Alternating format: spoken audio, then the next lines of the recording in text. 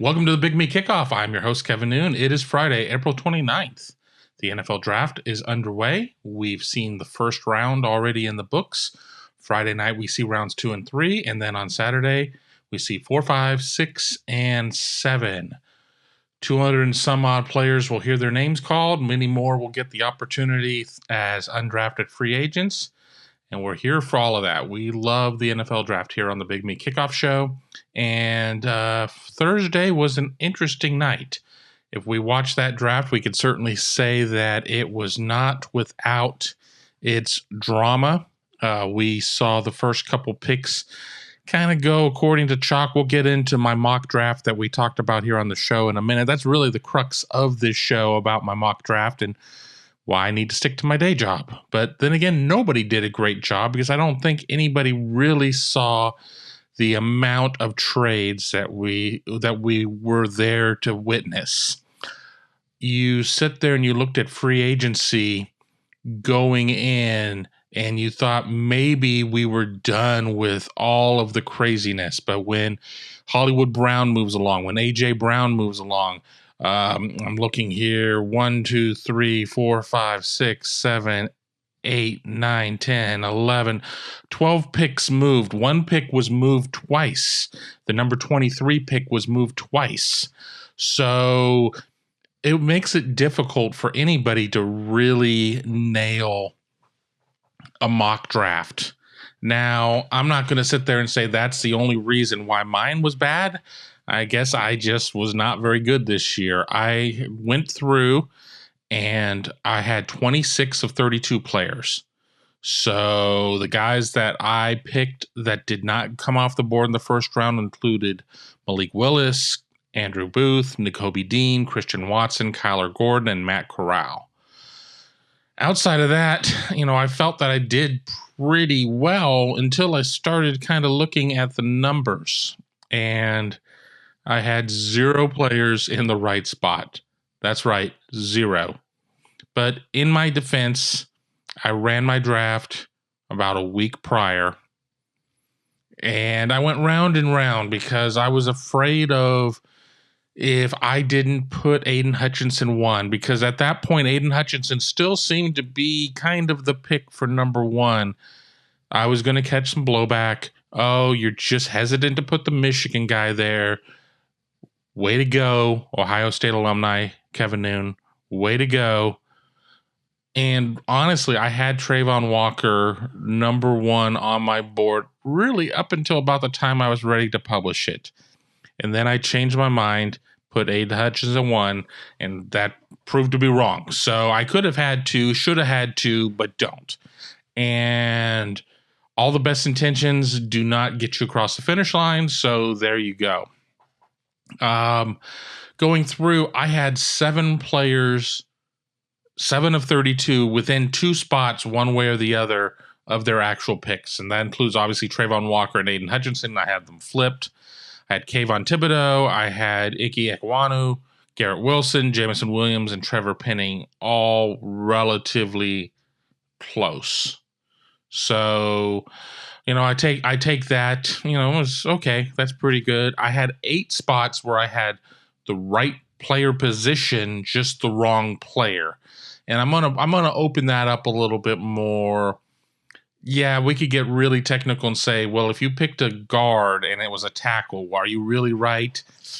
If you picked a defensive tackle and it was an end, are you really right? Well, for the sake of my own fragile ego, I'm gonna say, yeah, I'm right. So I had 8 there with picks 1, 2, 8, 10, 13, 16, 17, and 24. I don't expect you to follow along there, but those are the spots where I had the right position, wrong player. But that doesn't necessarily mean that even at that point that I'm looking here, 13 was a trade, Philly from Houston. 16 was a trade, Washington from New Orleans. 17 and 24. So, it is what it is. And I had 1 player with the right team, just the wrong spot. And that was when the New Orleans Saints moved up to get Chris Olave. But we will talk about that a little bit more now that I can put this mock draft in the past. I did not do a round 2 or a round 3 mock draft. I am not a savage. I would have done significantly worse there. I mean, obviously building off of 1, I was already going in with 6 guys that I'd taken off the board in 1 that are going to probably come off the board in 2. I don't think anybody out there got Cole Strange, who the New England Patriots picked at 29 from UT Chattanooga, the offensive guard. I don't think anybody got that one. So, we talk about the issues of trying to pick a perfect bracket in the NC2A tournament. I think picking a perfect draft is just about as impossible, because the truth of the matter is that you just don't know who's going to be at certain picks. I didn't, going into the night, we thought that, we didn't think Buffalo would be picking at 23. Arizona grabbed that spot, and then Baltimore grabbed that spot, and then Buffalo grabbed that spot. We didn't know that Kansas City was going to move up. We didn't know that the New York Jets were going to end up with a 3rd pick. It's just difficult. But enough of that. I promise. A pair of Buckeyes, really a trio of Buckeyes, depending on how you want to look at it, going back to back to back with Garrett Wilson going 10 to the Jets, Chris Olave going 11 to the Saints, and then Jameson Williams going 12 to Detroit. Now, let's kind of start the night on. It was a historic night for wide receivers. Number 8, Drake London goes to Atlanta. Kind of gives them a Twin Towers situation with London and Kyle Pitts. I'm not in love with that pick for them. Yeah, maybe the forest is, I can't see the forest for the trees because I cover Ohio State, and I certainly had Garrett Wilson as my number 1 wide receiver in the class. A lot of other people did. It is what it is. A lot of players go to the Jets and just kind of lost in the wilderness. But from what the Jets did this year in the first round, is there a new, are there new expectations? Getting Sauce Gardner at 4, getting Garrett Wilson at 10, and then getting Jermaine Johnson at 26. I mean, that's as solid a first round as I can remember, like going way back, as long as I've been watching the draft. So Garrett Wilson goes 10, and he certainly gives Zach Wilson a number 1 receiver target. I know it was said a lot on TV, so this isn't an original idea for me, but how much would you like to see Garrett Wilson and Sauce Gardner going one-on-one during practice? I think that would be fantastic. I think that would be worth the price of admission right there. But I think that Garrett Wilson has got the personality to survive in that New York television market. I think that it takes a special dude to be able to handle the scrutiny of that market. And that's not to sit there and say there aren't other huge media markets. But we're not even convinced that Los Angeles even really cares about football. I do know some passionate Rams and some passionate Charger fans, but it's not hardcore. There's a huge media market in Chicago, and the Bears have been taking it on the chin from a lot of people there. But I think playing for the Jets or the Giants, you really have to have thick skin, and you better be on your best behavior too, because we know now, nowadays, nothing is anonymous anymore. Everybody's got a camera, has got a studio in their pocket with their phone. So there's you better be doing it right. And I think that Garrett Wilson will be in a good position there. I think that is a great fit for him. I think it's going to work out well. Jumping ahead to 11 to the Saints, the Saints move up. They move up from 16 to 11 to go get Chris Olave. They see 2 receivers off the board. I think they'd identified their guy, and they weren't going to wait and see the Washington Commanders, who absolutely needed a receiver, which, again, to me, leads me to believe, did Washington not really have guys that far separated on their board? Were they fine saying, okay, well, if we don't get Chris Olave or ends up being Jameson Williams, we're fine with Jahan Dotson? Quite possibly. This certainly helps out Terry McLaurin, who has another top receiver who will be able to take some of the pressure off of him, take some of the coverage off of him, because you saw a downturn in McLaurin's production numbers because basically when you played the Commanders, previously the Washington football team, all you had to do was double Terry. And if you could take him out of the game, that was that. You mean just, profit and go on to the next one. But enough about that. For the Saints, this is a great pick because Michael Thomas comes back, and I don't know if Chris Olave right off the bat needs to be a number one receiver. I think he's going to be a tremendous number two receiver. Thomas remains the number one receiver, that huge contract, just all huge production. If he's able to come back even at 80%, and then you have Chris Olave out there, and Olave's not drawing the number one corner most of the time. I think that's going to be fantastic. Now, I think it'd be more fantastic if they had a quarterback of Drew Brees caliber. I'm not taking anything away from Jameis Winston or whoever, but I think that there's some things that the Saints need to sort out. But I think that they did a great job with getting Chris Olave. New Orleans, with its other pick, goes and gets an offensive tackle on Trevor Penning. I think that's a huge get there. But, bam, 10 and 11, Wilson and Olave. First time since Ted Ginn Jr. and Anthony Gonzalez went in the first round that the Buckeyes have had a pair of wide receivers drafted in the first round. Only the seventh time it has happened in the common draft era. Ohio State now holds twice. And then lastly, you have Jameson Williams going to Detroit. Detroit moves up to go get Jameson. And now, we'll address the elephant in the room. Should Ohio State fans claim Jameson Williams? Jameson Williams played at Ohio State. This wasn't a case of Jameson Williams being disgruntled because he never got on the field. He just was in a generational type of wide receiver room. And when you have Olave and you have Wilson and you have Jackson Smith and Jigba, it's difficult. Obviously what he did with Alabama cannot be disputed. He was part of a team that did it. And he did get hurt in the championship game, and Alabama was not able to to finish the deal.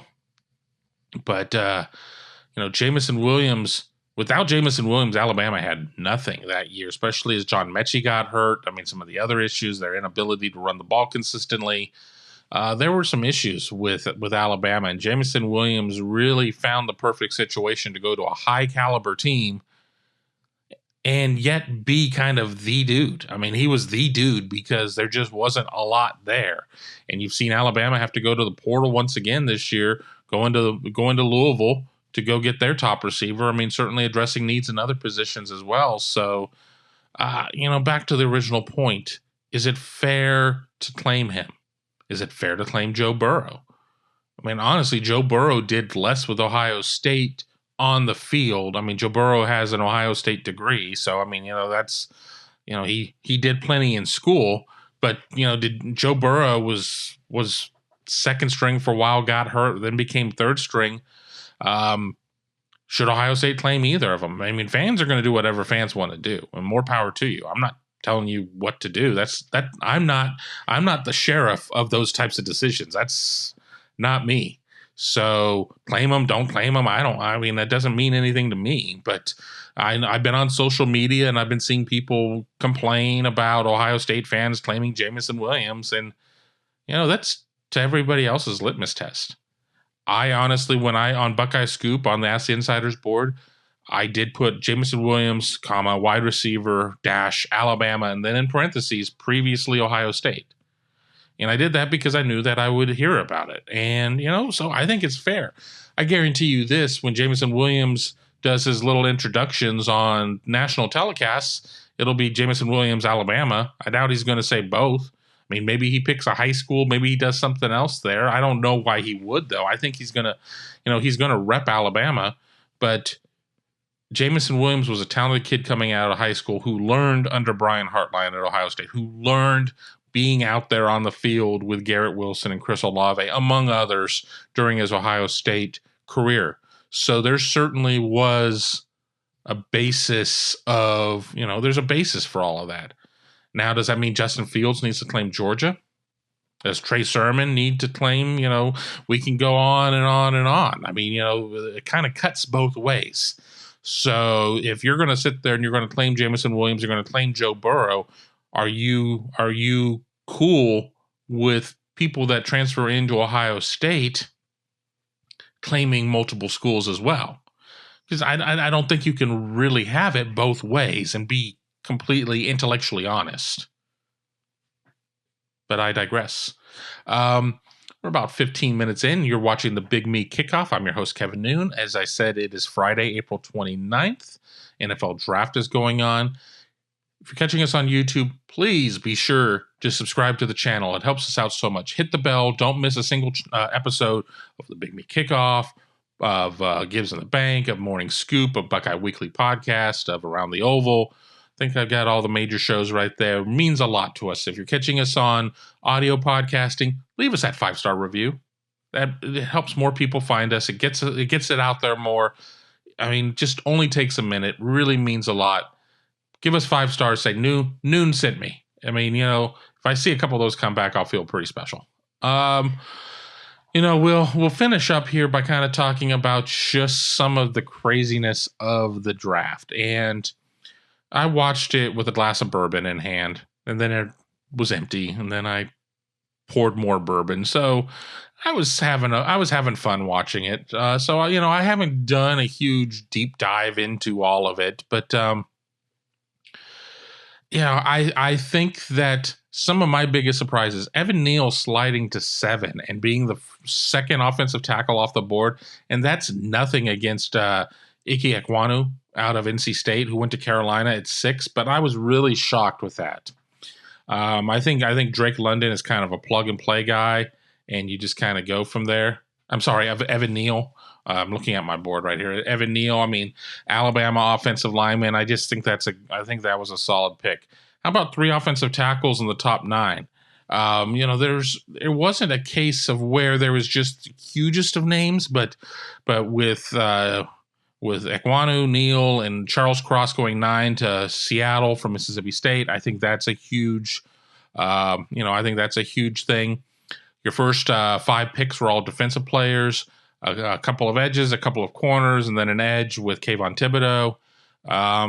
We obviously talked about the receiver run. I think that was pretty crazy, and I really could have made an argument for an additional receiver going in the first round, but it didn't happen, but we'll see. I mean, whether it was the kid from Georgia, whether it was the kid from North Dakota State, I think both of those kids, Pickens and Watson, certainly have first-round grades in my book. But the thing is, you have 45, 50 kids with first-round grades. You only have 32 spots.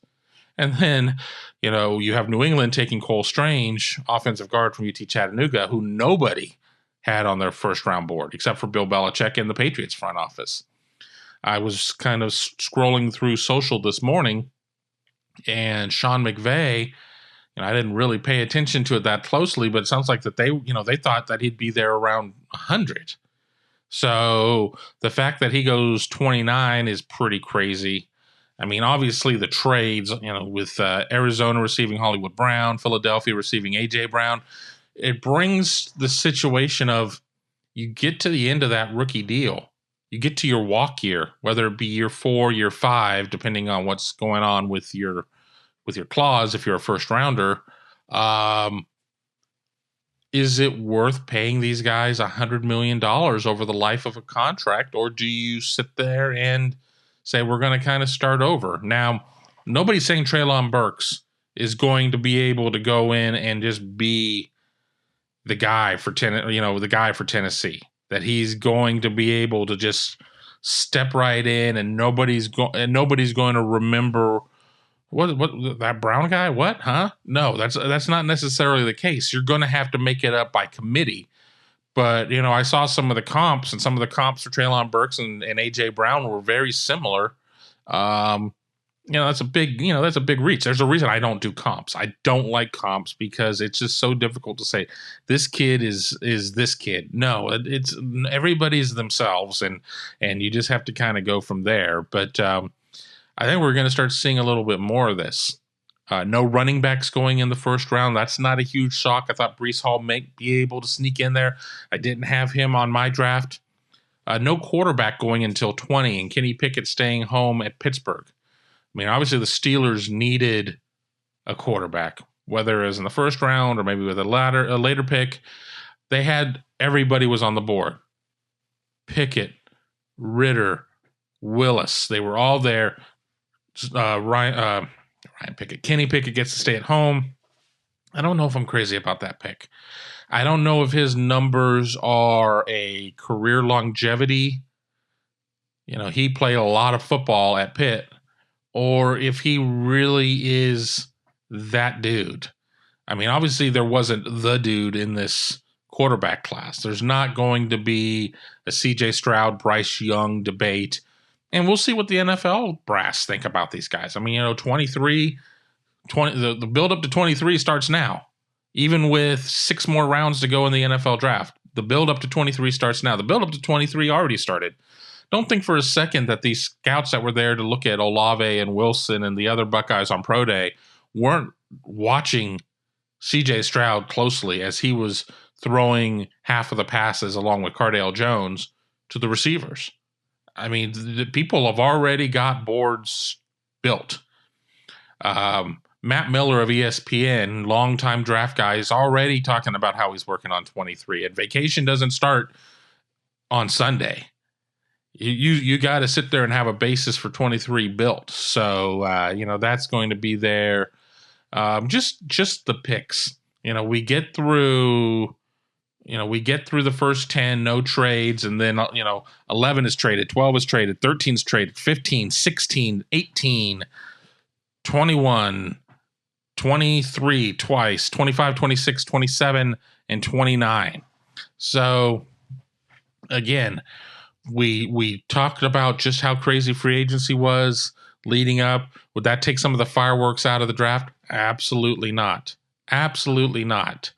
The Browns did not get involved here in round 1. Obviously the Deshaun Watson trade, they didn't have a first-round pick.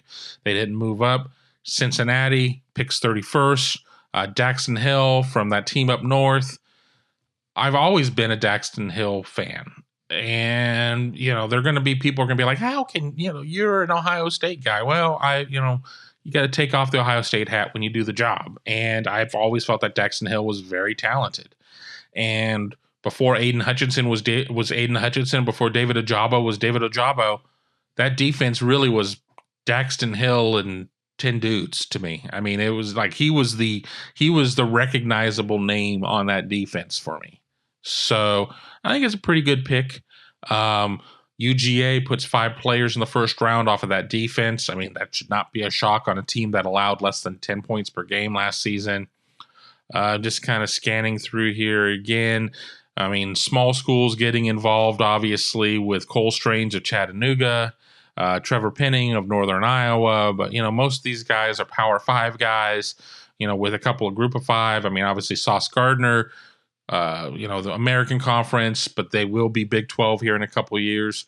And, remember who helped develop Sauce Gardner, Perry Aliano, who's now with the Buckeyes.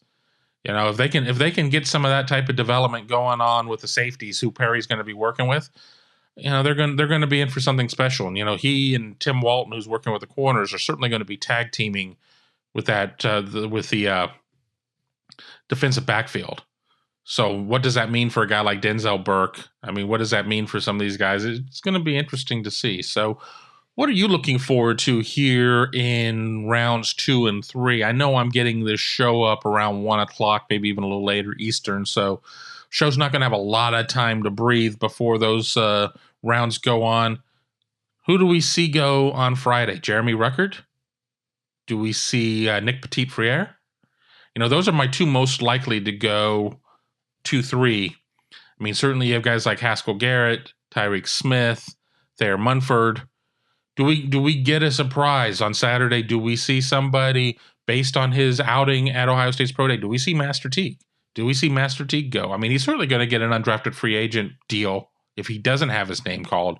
And as I've said, and I'll say it again, if you're going to go in the 7th round, you may as well be an undrafted free agent. I mean, you're going to see maybe a couple more dollars in terms of what 7th round would slot out as, but you could also pick a situation if you're undrafted free agent. And I just think that works out a lot better. But I'm really excited about the draft. I hope you are too. Obviously, if you made it here to the end of the show, 25 minutes in, you are. Hope you're excited about Big Me Kickoff too. I know I am. I need to do these more often. I promise. I know if I had a nickel for every time I said that, I'd have at least a couple bucks. But be sure to join us here on the Big Me Kickoff. We will hopefully have some interesting topics to talk about the next couple of weeks, but I'll leave it at that. I want to thank you all for taking part in the show. We'll see you soon. Have a great weekend.